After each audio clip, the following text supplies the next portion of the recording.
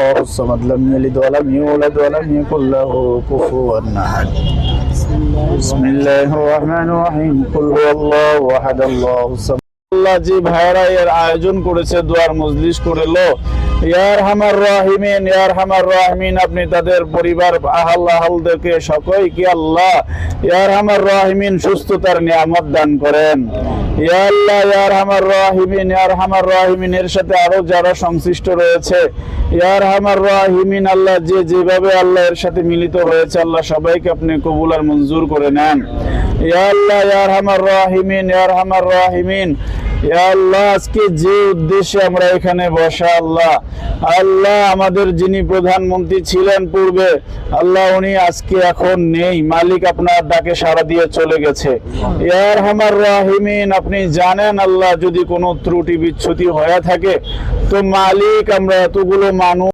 আমিন আমিন বিরহমাতিকা ইয়া আরহামার রাহিমিন। আসসালামু আলাইকুম।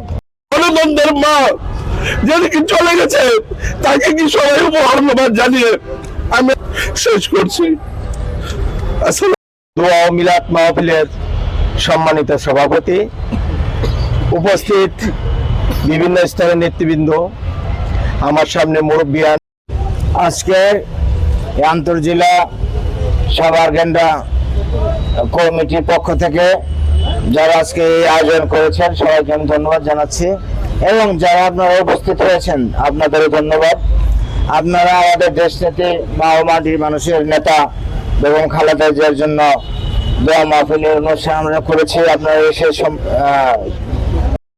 এই দেশে দুইটা মহিলা প্রধানমন্ত্রী ছিল, একজন নন্দিত আরেকজন নিন্দিত, যার জন্য এই দেশে কোটি কোটি মানুষ কাঁদে আর যার জন্য ধিক্কার দেয়। আজকে শেখ হাসিনা পালিয়ে গেছে, এই দেশে আওয়ামী লীগ যারা সমর্থক তারা আজকে নিজেরা শেখ হাসিনার ঘৃণা করে, তারা আজকে নিজেরা শেখ হাসিনার ঘৃণা করে যে কার দল করছি। আর আমাদের নেত্রী যার কোনো সে বলেছিল যে আমার দেশের বাইরে কোনো ঠিকানা নাই, আমি জন্মেছি সে দেশে, যে দেশে আমি মৃত্যুবরণ করবো সে দেশে। আজকে মরে গিয়েও সে তার কথা রেখেছে, সে এই দেশে মৃত্যুবরণ করেছে, সে বাহিরে যায় নাই। তাদের নেতা কর্মীদের জন্য সে জীবন বিলিয়ে দিয়েছে। তার উদ্যোগে আমাদের এখানে দেশ নেত্রী বেগম খালেদা জিয়ার জন্য দোয়া মাহফিল হয়েছে।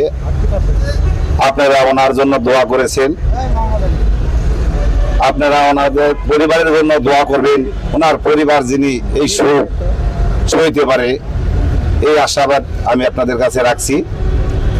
বিশেষ করে আরেকটা বিষয় হচ্ছে এই আন্তর্জেলা শাখা আমাদেরকে দিয়েছিল কপিল সাহেব, উনি টেকনাফ থেকে তেঁতুলিয়া পর্যন্ত ওনার হলো এই শাখার হলো পরিস্থিতি, ওনার শাখা উনি হলো ওই কমিটির হলো সভাপতি, উনি সাভার শাখা হলো দিয়েছেন আমাদের মাধ্যমে।